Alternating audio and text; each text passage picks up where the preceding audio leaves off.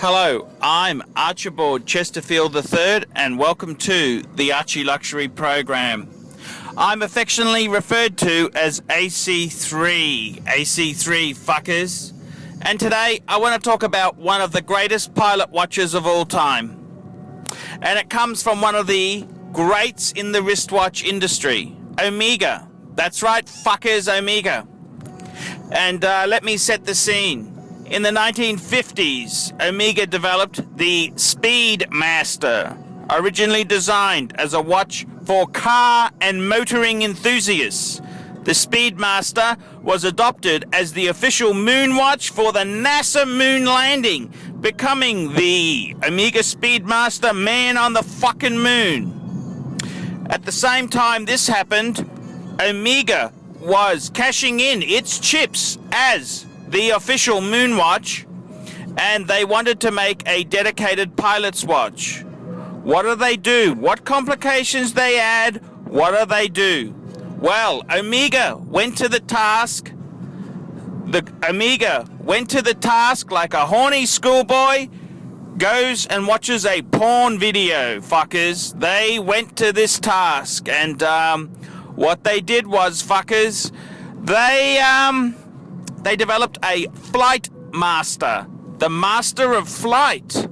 So they were humming and hawing. Do we go?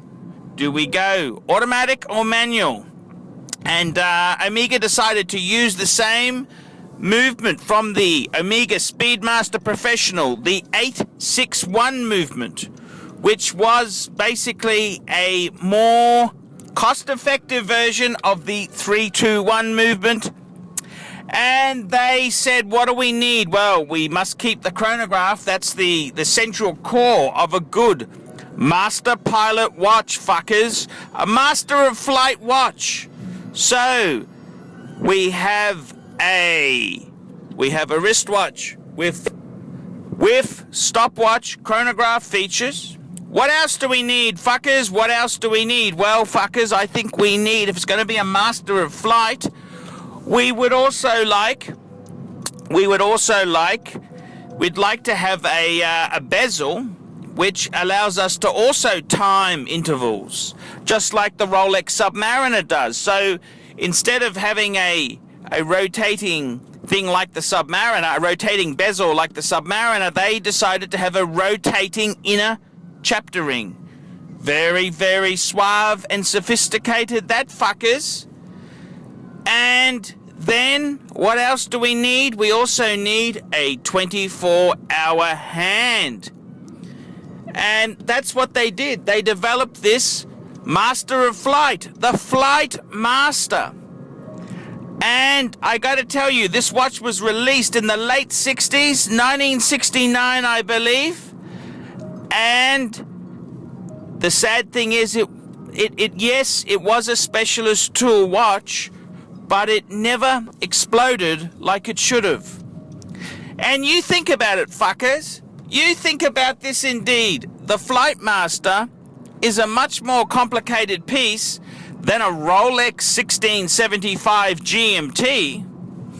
I mean, this is a watch that had an adjustable 24-hour hand, it had a chronograph, and it had a rotating inner chapter to use like a Submariner. It's a perfect timing piece.